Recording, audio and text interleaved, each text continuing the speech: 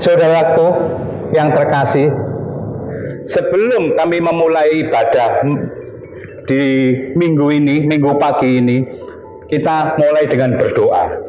Kita berdoa. Tuhan Yesus, terima kasih. Engkau Allah yang baik, Engkau Allah yang setia, Engkau Allah yang luar biasa. Pagi hari ini Engkau berkati setiap anak-anakmu yang mendengarkan firman ini. Anak-anakmu kembali ke Injil yang membawa suatu kabar baik. Tuhan berkati mereka, berkati semua yang ada, berkati dengan kesehatannya, berkati dengan hati yang sukacita untuk menghadapi hari-hari ini. Tuhan, kami percaya hanya Engkau yang sanggup memberkati. Terima kasih Bapa, di dalam nama Yesus ibadah pagi hari ini kami memulainya. Terima kasih Bapa, dalam nama Yesus hamba-Mu berdoa mengucap syukur. Amin. Luar biasa, pagi yang luar biasa ini saudaraku. Paradigma kita berubah saudara. Kita nggak nyangka ya, tahun masuk kita tahun 2020 pertama kali. Saya pernah mengatakan bahwa manusia mengalami suatu tantangan di dalam suatu kehidupan. Ada 3 hal waktu itu saya katakan: tantangan alam, ketantangan iblis, dan tantangan kehidupan. Saya waktu itu nggak nyangka, nggak tahu saya sampai menyampaikan firman ini, tapi kenyataannya sekarang terjadi satu demi satu saudaraku. Kalau alam sudah kita lalui, bagaimana terjadi gempa bumi, bagaimana terjadi banjir, bagaimana terjadi angin topan, semua kita ngalami, nggak terasa kita alami itu. Soalnya nggak semua mendapatkan. Tapi begitu iblis menggoncangkan semuanya di dalam kehidupan ini, di dalam anak-anak Tuhan, banyak yang anak-anak Tuhan terpelanjat saudaraku. Bagaimana waktu itu gereja digoncang, hamba-hambanya digoncang. Belum selesai saudaraku, datanglah virus ini sudah menggoncang tatanan hidup kita. Pertama kita dulu kalau kita ketemu sama temen, kita nggak usah rasa takut, kita nggak usah kayak saling curiga. Tapi sekarang kita curiga, kita takut saudaraku. Dulu kita antri, kita cerobot-cerobotan, tapi sekarang dibatasin dengan 1 meter 2 meter. Dulu kita datang pulang, kita sekarang nggak cuci tangan, sekarang cuci tangan. Dulu datang ketemu teman, kita ucapin shalom, kita salam tangan, tapi sekarang nggak bisa. Saudara, semua tatanan kehidupan ini betul-betul berubah saudaraku. Apakah saudara siap?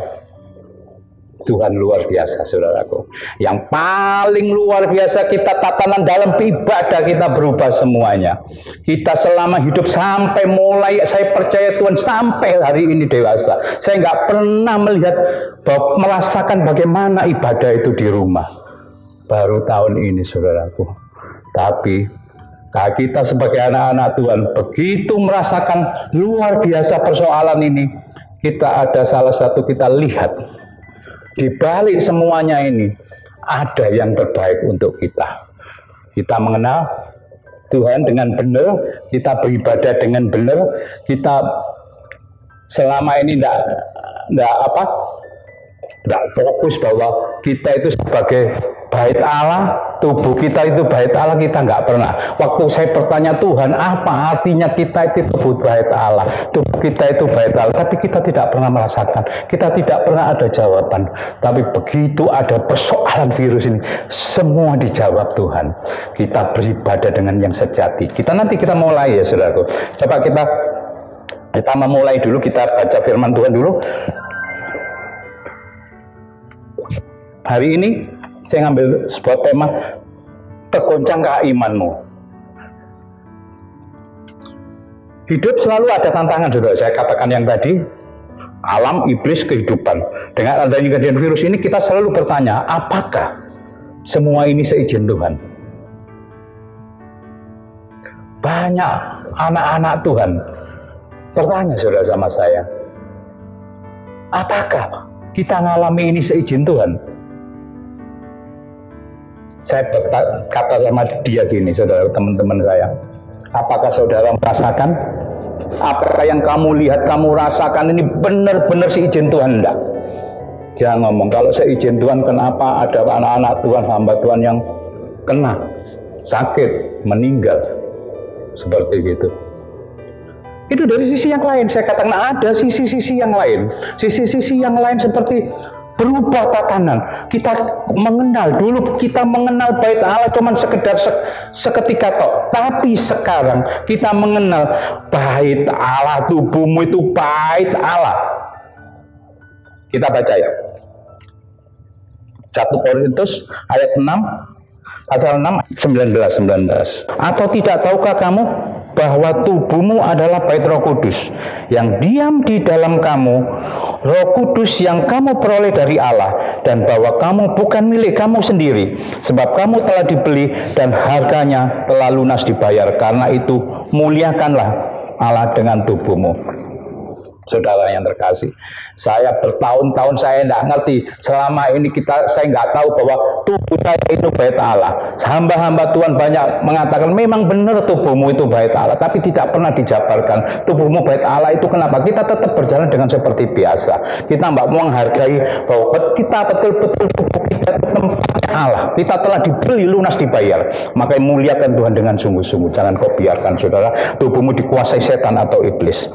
Hal yang lain lagi dikatakan di sini. Kita beribadah dengan sejati. Kita baca di Roma.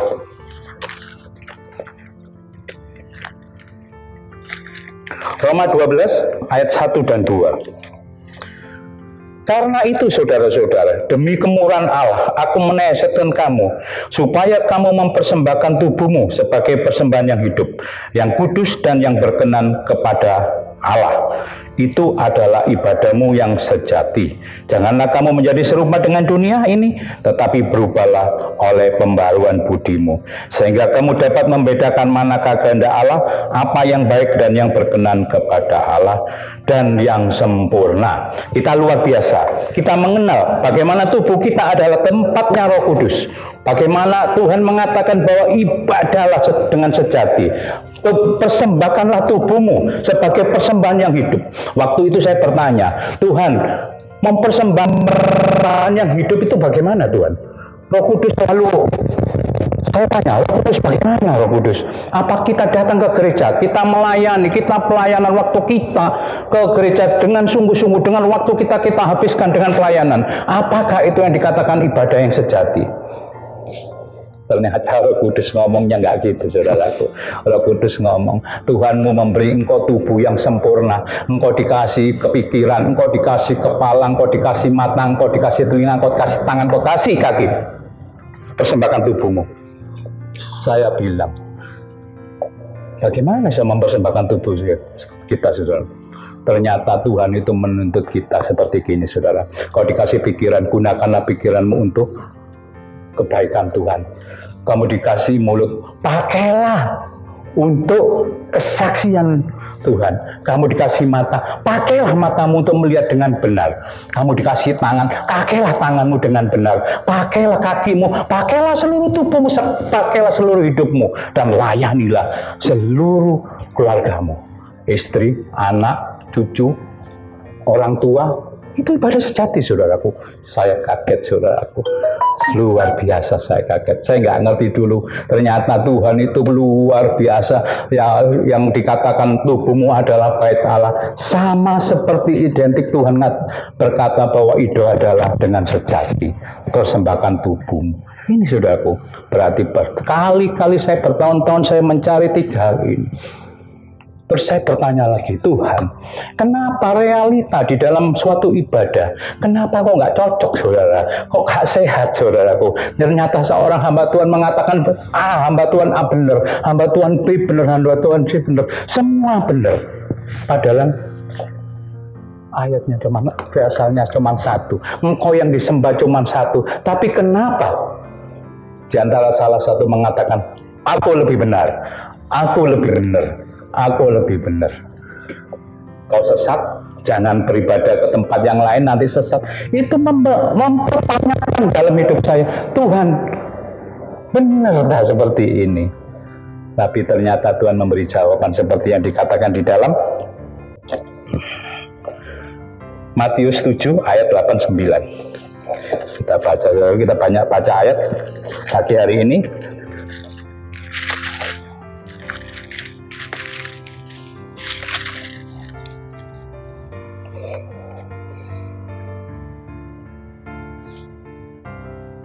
Matius 15 ayat 7, 8, 9.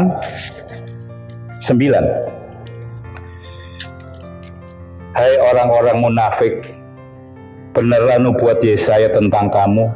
Bangsa ini memuliakan aku dengan bibirnya, padahal hatinya jauh daripadaku.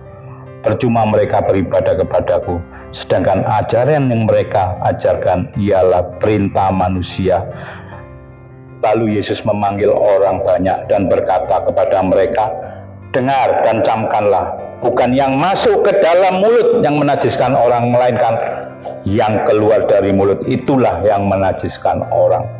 Saya baru sadar, ternyata jadi hamba Tuhan gak mudah, saudaraku, sebab mereka dituntut, saudaraku. Apa yang dikatakan yang keluar dari mulut itu yang halal, saudara, yang benar, harus dinyatakan kebenaran Tuhan. Tetapi banyak hal yang nggak sehat, saudaraku. Jadi selama kejadian terjadi di dalam peristiwa virus ini, Tuhan, saudaraku, ada hal-hal yang baik. Saya mendapatkan 3 poin ini, yaitu tubuhmu bait Allah, ibadah yang sejati, dan saya bertanya, ajaran yang kurang sehat, semua terjawab di dalam peristiwa ini. Saya kaget dan saya kagum selama berhari-hari kita diam di rumah. Saya banyak merenung, Tuhan, kenapa selama ini kok nggak ada yang pernah menyatakan kamu salah, kamu benar. Ternyata Tuhan yang menyatakan semua perbuatan ini dinyatakan dengan kebenaran seperti ini. Saya mengambil sebuah kesimpulan. Ternyata orang Kristen itu ada 2, saudaraku. Kristen yang namanya retorika dengan Kristen action. Kristen yang teori dengan Kristen yang praktek dan melakukan. Jadi yang Kristen yang retorika cuman ngomong, dengar firman Tuhan, ngomong dari kanan ke kiri, apa yang didapatkan dari didengar, disampaikan kanan, sampaikan kiri. Tapi kita sebagai anak-anak Tuhan yang Kristen, betul-betul kita action, kita melakukan seperti itu. Maka saya mendapatkan semua di dalam ini. Saya berpikir, berhari-hari saya berpikir, ternyata kita harus kembali ke firman Tuhan. Kita kembali ke Injil, karena Injil membawa kabar baik, karena Injil membawa keselamatan, karena Injil membawa jalan kebenaran. Di situ saya memulai merenungkan, Tuhan, anak-anakmu semua, berkati mereka agar mereka kembali ke Injilmu yang benar. Mereka mendengar dan membaca Injilmu, saudara, yang benar-benar. Maka saya katakan, saudaraku, dengan peristiwa ini saya katakan jangan takut, sebab tubuhmu adalah bait Allah. Tuhan sudah kasih jaminan, jangan takut. Kita baca Matius 10 ayat 28. Matius 10 ayat 28 dikatakan, dan janganlah kamu takut kepada mereka yang dapat membunuh tubuh, tetapi yang tidak berkuasa membunuh jiwa. Takutlah terutama kepada Dia yang berkuasa membinasakan baik jiwa maupun tubuh di dalam neraka.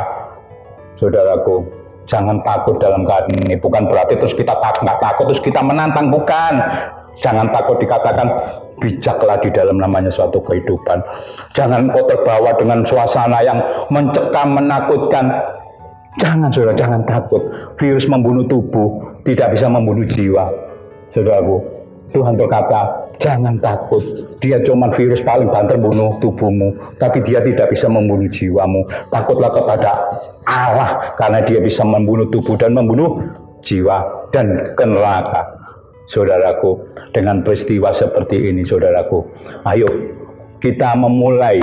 Bukan berarti kita nggak takut, tapi kita melihat dari sisi yang lain, saudaraku. Kita sebagai anak-anak Tuhan, jangan kita itu kalau ada persoalan terus kita terbawa dengan arus begitu panik luar biasa, saudaraku. Tapi Tuhan berkata di dalam Matius 10 itu dikatakan jangan takut, jangan takut.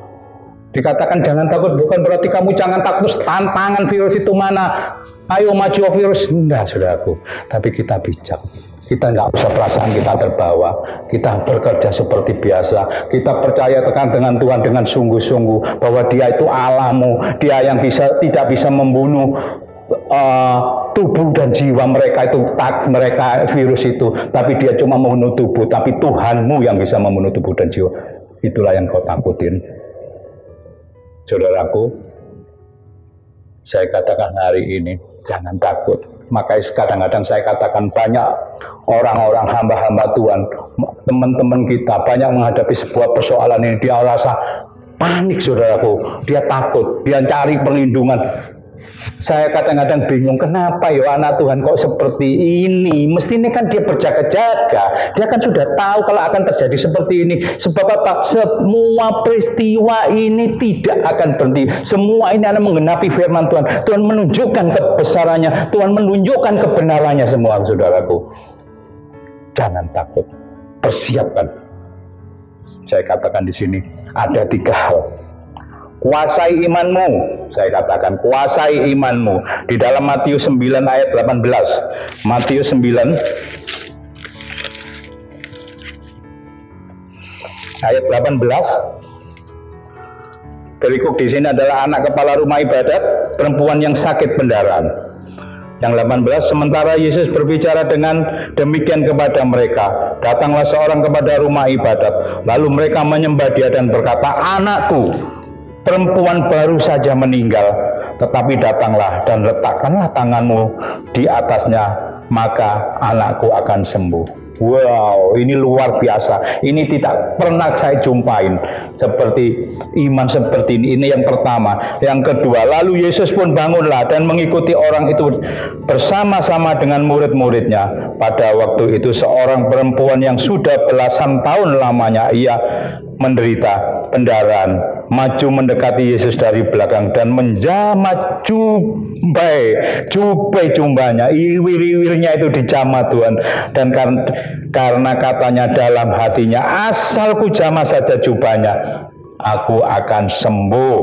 Tetapi Yesus berpaling dan memandang dia serta berkata, teguhkanlah hatimu, hai anakku, imanmu telah menyelamatkan engkau. Maka sejak saat itu sembuhlah perempuan itu. Saudaraku, inilah iman yang luar biasa. Saya katakan anak rumah ibadat itu, dia punya iman yang luar biasa. Dia tidak pernah berkata, aku punya iman, aku berkata di dalam nama Yesus semua akan terjadi, di dalam nama Yesus virus-virus ini akan berhenti.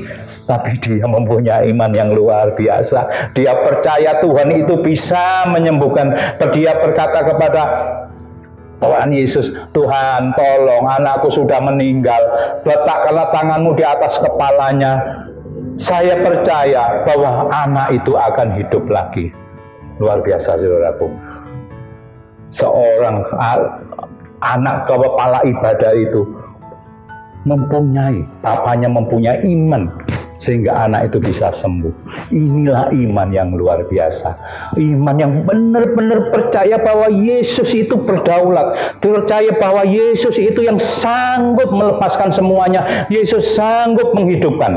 Ada satu hal lagi, seorang 12 tahun, seorang perempuan, begitu Yesus berjalan menuju ke rumah kepala ibadat ini, berjalan beriring-iringan bersama muridnya, dia berjalan, jubahnya itu rumbanya. Ada seorang perempuan yang berkata, saya nggak usah minta pertolongan Tuhan, saya nggak usah minta jamah Tuhan, asalku jamah jubahnya, rumbe jubahnya, rumbe ujungnya, pasti sembuh. Wah, luar biasa orang perumpamaan ini, betul-betul Tuhan betul-betul luar biasa. Dia mempunyai iman, jamah jubahnya ujungnya saja bisa sembuh. Inilah iman yang luar biasa. Saya katakan saudaraku, kuasailah imanmu, percayakanlah hidupmu pada dia, karena dia punya otoritas, dia punya mujizat, dia punyai seluruh dunia ini, saudaraku. Di Matius 9 ayat 27 dikatakan, ketika Yesus meneruskan perjalanannya, dari sana 2 orang buta mengikutnya sambil berseru-seru dan berkata, kasihanilah kami, hai anak Daud. Setelah Yesus masuk ke dalam sebuah rumah, datanglah kedua orang buta itu kepadanya. Yesus berkata kepada mereka, percayakah kamu bahwa aku dapat melakukannya? Mereka menjawab, ya Tuhan, aku percaya. Ya Tuhan, aku percaya. Saudaraku, saya katakan hari ini yang mengalami suatu masalah persoalan, percayakah bahwa Tuhan bisa menyelesaikan persoalanmu? Percayakah bahwa Tuhan bisa menyembuhkan kau? Orang buta ini berkata, aku percaya Tuhan, aku percaya Tuhan. Lalu Yesus menjamah mata mereka sambil berkata, jadilah kehendakmu, jadilah kepadamu menurut imanmu. Wah, luar biasa. Jadi iman kita yang menentukan. Kalau kita berkata, yes Tuhan, aku percaya bahwa aku akan sembuh, terjadilah kesembuhan. Lah aku percaya Tuhan, Engkau memberi kesembuhan yang betul-betul sempurna. Yes, aku percaya terjadi akan sembuh. Inilah iman saudaraku. Percayakan kepada Yesus. Percayakan imanmu pada Dia, karena Dia yang punya otoritas dan Dia berdaulat atas hidupmu. Kita baca di Roma 14 ayat 7 saudaraku.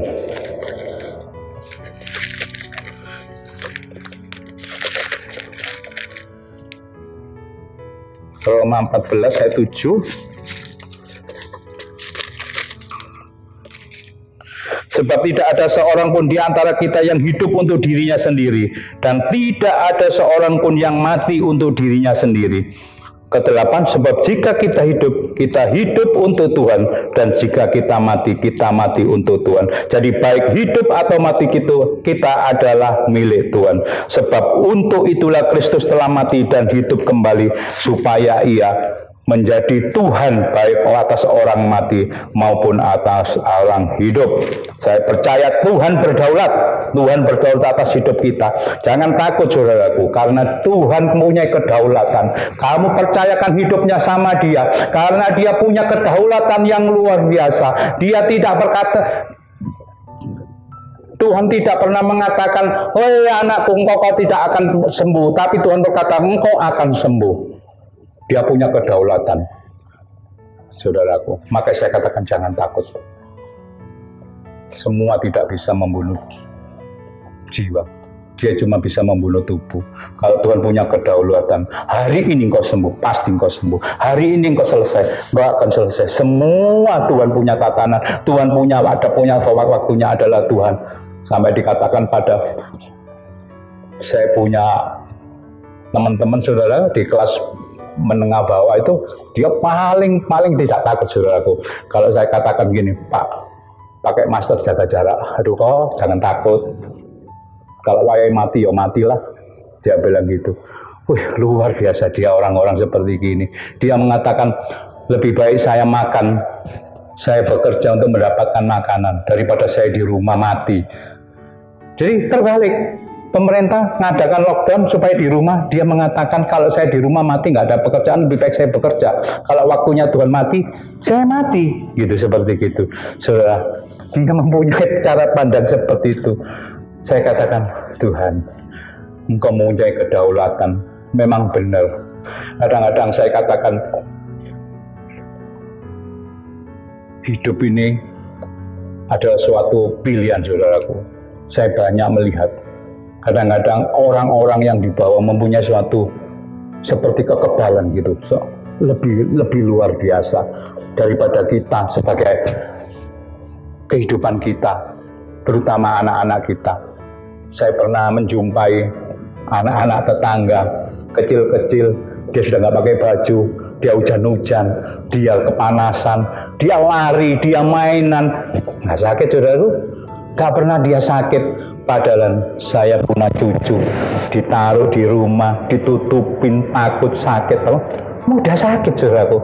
Saya kadang-kadang ngambil kesimpulan, Tuhan itu adil, Tuhan punya kedaulatan, semua itu dibiasakan. Kalau kamu biasa dengan hal-hal seperti itu, kamu masuk ke dalam hal-hal yang seperti sekarang, kamu akan susah. Yang saya lihat lagi di TV, bagaimana saya lihat orang Papua tidak pakai baju. Ya toh, saudaraku, kenapa dia atau di sana itu dia ngalami dingin, ada salju, tapi dia nggak kedinginan, dia nggak merasa sakit. Wah, Tuhan luar biasa, saudaraku. Tuhan berdaulat. Karena apa yang kamu lakukan, yaitu kamu akan alami. Apa yang kau kerjakan, engkau akan mengalami. Saya berpikir bahwa semua Tuhan punya kedaulatan. Jangan sekali-sekali saudara berpikir bahwa nggak mungkin Tuhan mungkin, bagi Tuhan tidak ada yang nggak mungkin, saudaraku. Kalau Dia punya mau, Dia punya daulatan, pasti semua akan terjadi. Yang kedua, kuasailah dirimu.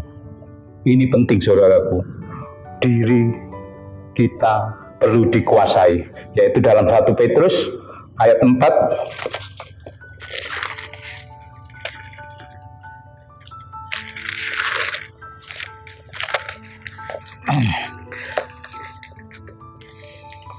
1 Petrus 4 ayat 7.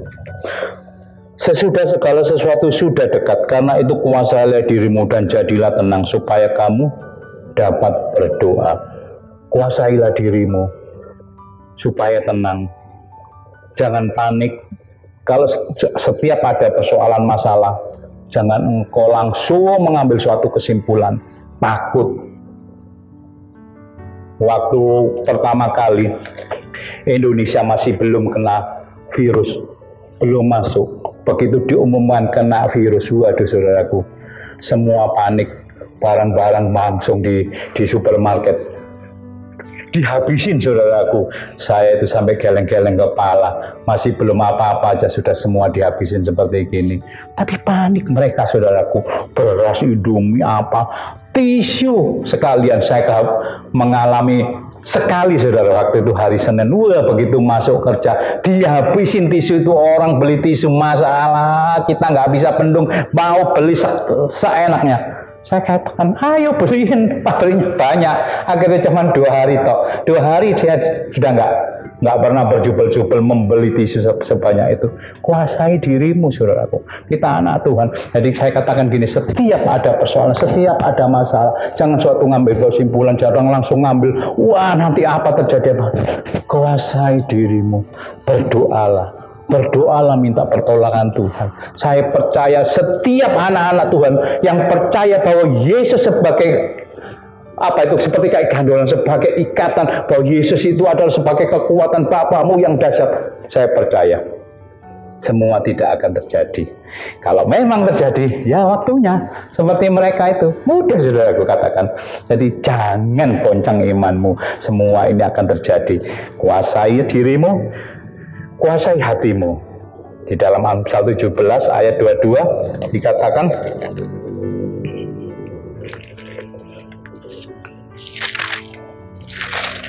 Amsal 17 ayat 22. Hati yang gembira adalah obat yang manjur, tetapi semangat yang patah mengeringkan tulang. Hati yang perlu dijaga, saudaraku.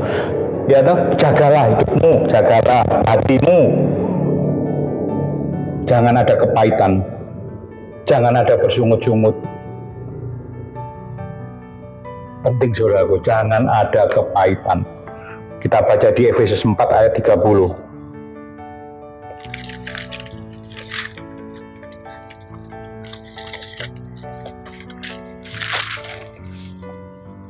Efesus 4 ayat 30.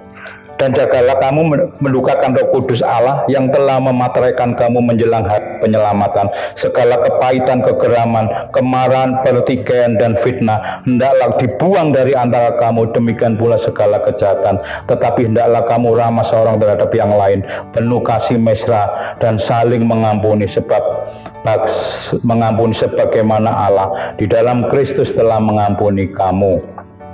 Saudaraku, kuasailah hatimu dengan tenang, jangan ada kepahitan. Dikatakan di sini, kegeraman, kemarahan, pertikaian, dan fitnah. Saudaraku, kuasai hatimu. Sekali lagi, jangan ada kepahitan. Sebab di saat-saat ada persoalan masalah ini, banyak anak-anak Tuhan mengalami suatu kepahitan. Dia banyak bertanya, Tuhan bagaimana? Aku sudah berbuat gini. Tuhan bagaimana? Aku sudah berbuat begitu. Tapi mengapa ini masih terjadi pada diriku? Mengapa masih terjadi pada saudaraku? Mengapa terjadi pada keluargaku? Saudaraku, inilah yang saya katakan, kita tidak pernah mempersiapkan untuk menghadapi suatu persoalan. Bahwa anak-anak Tuhan, kita datang ke beribadah, kita tidak pernah dipersiapkan untuk menghadapi sebuah persoalan. Kita tidak pernah dipersiapkan untuk menghadapi sebuah persoalan yang besar, sehingga begitu mengalami persoalan mereka akan mengalami kepahitan. Dia akan bertanya, bagaimana Tuhan, bagaimana ini Tuhan, aku sudah berbuat gini tapi tetap terjadi seperti itu. Selama ini kita tidak pernah diajarin bahwa semua persoalan pasti terjadi. Hiduplah jalani sebuah pilihan. Berjaga-jagalah dalam hidupmu, berjaga-jagalah dalam kehidupan semu sehari-hari, sebab Tuhan datang dengan tiba-tiba. Ini kita tidak pernah merasakan, saudaraku. Jadi kita selalu seenaknya, kita tiap hari dengar dengan kata-kata berkat Tuhan hebat, Tuhan luar biasa, tapi kita tidak pernah berjaga-jaga di dalam kehidupan ini. Jangan bersungut-sungut. Sekali lagi saya katakan, jangan bersungut-sungut. Banyak anak-anak yang bersungut-sungut. Kadang-kadang di dalam suatu persoalan, di dalam masalah, mereka selalu bersungut-sungut. Dia menghujat, wis gak Tuhan-Tuhanan, wis aku apa, wis aku wis gak gini, wis aku ndak gitu, wis ndak melok kita persekutuan, wis aku ndak melok pelayanan. Kita selalu ngomel karena Tuhan tidak menjawab doaku. Benar, saudaraku. Makanya pemahaman tentang ini banyak yang salah, bahwa setiap kita minta pasti kita harus dikasih, setiap kita membutuhkan Tuhan harus beri. Tapi saya katakan, Tuhan punya kedaulatan. Kalau Tuhan mau kasih, Dia lihat apakah engkau siap menerimanya. Jangan ada kepahitan, jangan bersungut-sungut. Jagalah hatimu, jagalah di dalam suatu kehidupanmu. Saya katakan yang 4 selalu berdoa, dibaca di dalam Lukas 18.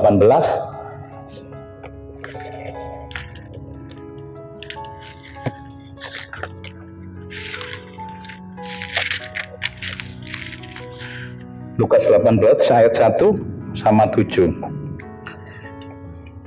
Yesus mengatakan suatu perumpamaan kepada mereka untuk menegaskan bahwa mereka harus selalu berdoa dengan tidak jemu-jemu. 7. Tidakkah Allah akan membenarkan orang-orang pilihannya yang siang malam berseru kepadanya, dan adakah Ia mengulur-ngulur waktu sebelum menolong mereka? Amin. Kita luar biasa, saudaraku ya. Kita selalu berdoa, jangan sampai kita nggak berdoa. Kita selalu apapun kita berdoa, berkali-kali belum dijawab apapun Tuhan, tetap kita berdoa, tetap kita minta, kita tidak jemu-jemu, kita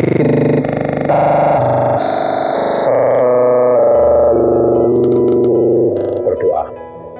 Di dalam hidup kita sebagai anak-anak ada tiga hal, yaitu kita bersyukur, saudaraku. Bersukacitalah selalu.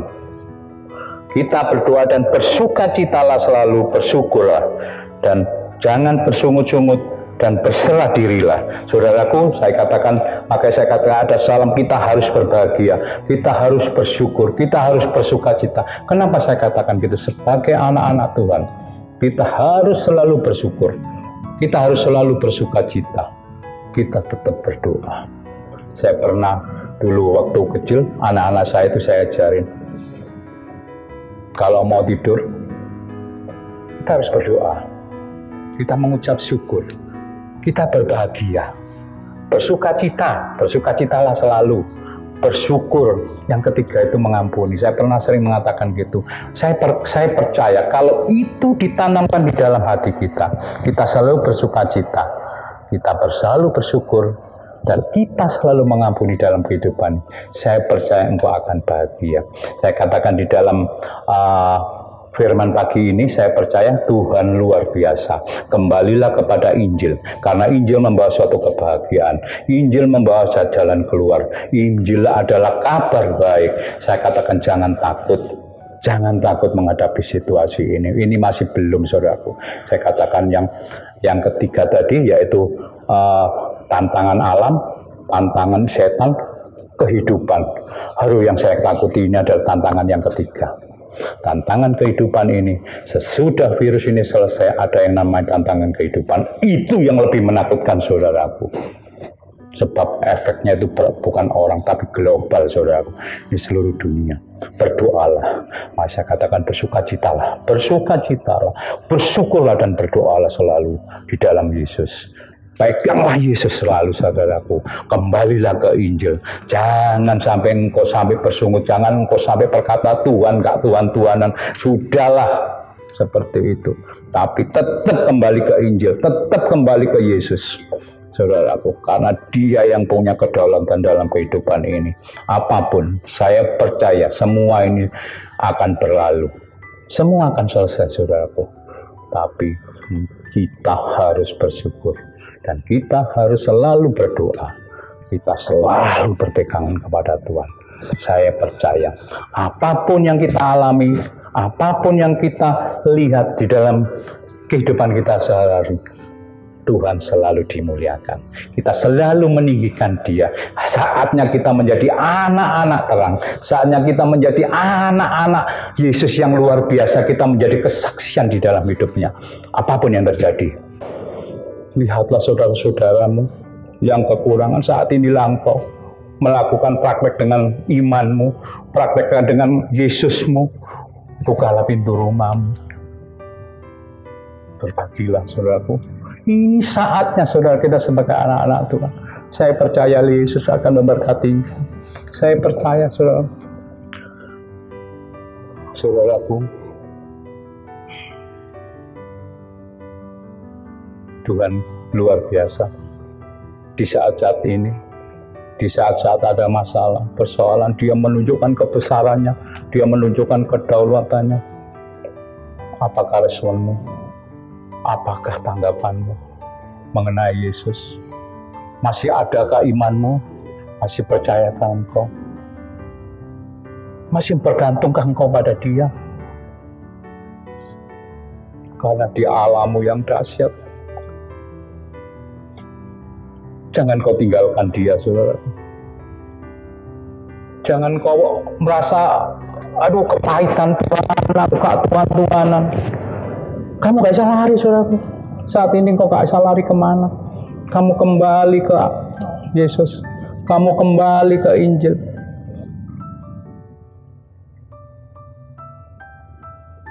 Pernahkah saudara bertanya, kenapa Tuhan banyak anak-anakmu juga menjadi korban dari semuanya ini? Pernahkah saudara berpikir bahwa semua di bawah Tuhan satu persatu untuk mengalami pribadi dengan Dia? Banyak kesaksian-kesaksian anak-anak Tuhan yang ketemu dengan Tuhan yang hebat. Dia sehingga dia sembuh. Bagaimana Tuhan memulihkan dia di situ. Maka saya katakan, kalau sekarang anak-anak Tuhan kalau tidak berjumpa dengan Yesus, engkau tidak akan mengalami pembaharuan yang luar biasa. Engkau tidak mempunyai iman yang dahsyat. Karena engkau tidak ketemu dengan Tuhanmu. Engkau tidak berjumpa dengan Yesus. Karena Dia alam di dalam persoalan, di dalam masalah ini. Peganglah Dia. Katakan, Tuhan, aku percaya Tuhan. Aku percaya Engkau tidak akan meninggalkan aku. Engkau akan menyembuhkan, Engkau akan meluputkan. Seandainya semua akan jalan, ya Tuhan, apapun semua kedaulatanmu, maka saya katakan berjaga-jagalah dalam hidupmu. Sebelum engkau mencapai semuanya, berjaga-jagalah dalam hidupmu. Percayakan hidupmu pada Tuhan. Ayo kita berdoa.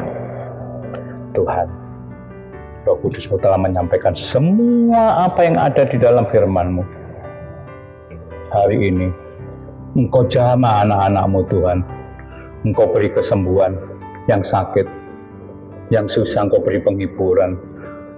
Tuhan, anak-anak-Mu yang mengalami suatu penderitaan, mungkin di dalam pekerjaan, ada yang dirumahkan, ada yang di PHK, Tuhan beri penghiburan, Engkau beri jalan keluar ya sudah Tuhan.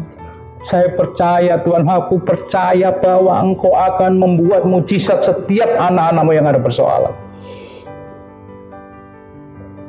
Jangan lihat persoalan, lihatlah Tuhan. Tuhan sanggup mengubah, Tuhan sanggup memberkatimu. Tuhan, hiburlah yang sakit, beri kesembuhan, jamah mereka, beri iman Tuhan. Kalau mereka terlanjur ngomel, bersungut-sungut, hiburkan mereka, nyatakan kebesaran bahwa Engkau Allah sanggup, Engkau Allah berdaulat, Engkau Allah besar. Saudaraku, jangan takut. Terima kasih Tuhan, Engkau memberkati semua anak-anak-Mu pada pagi hari ini. Berkati mereka semuanya. Di dalam nama Tuhan Yesus, diberkatilah engkau semuanya. Dan Tuhan menjadi rajamu di dalam kehidupan. Haleluya. Amin.